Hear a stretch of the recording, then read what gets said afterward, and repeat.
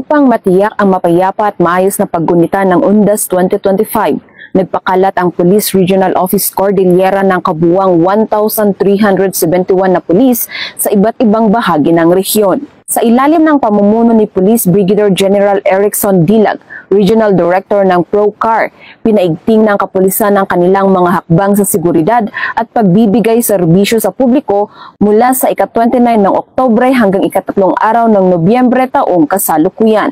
Ang mga pulis ay itinalaga sa mga sementeryo, memorial park, simbahan, terminal at iba pang mataong lugar upang magsagawa ng patrols, police visibility at magbigay ng agarang tulong sa publiko. Bilang karagdagang hakbang, mayroon ding 197 Police Assistance Desk na itinatag sa mga pangunahing lokasyon tulad ng sementeryo, bus terminal, mall at mga puok pasyalan upang magsilbing information at help center para sa mga bumibisita. Itinalaga rin ang mga kapulisan sa mga pangunahing kalsada at highway upang tumulong sa pamamahala ng trapiko at checkpoints operations, habang nakaantabay naman ang quick response teams at reactionary standby support forces para sa anumang emerhensiya. Bilang bahagi ng pinag-ibayang security plan, katuwang ng ProCar ang 693 na tauhan mula sa Armed Forces of the Philippines, Bureau of Fire Protection, gayon din ang 800 voluntaryo mula sa iba't ibang organisasyon ng komunidad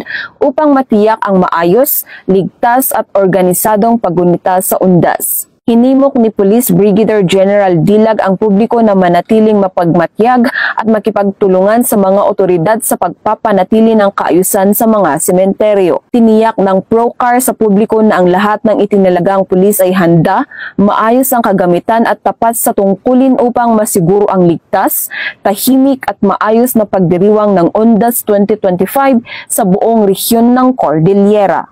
Mula dito sa rehiyon ng Cordillera, ako ang iyong PNN Correspondent, Patrolwoman Jomalyn Kakanindin, alagad ng batas, tagataguyod ng Balitang Pulis.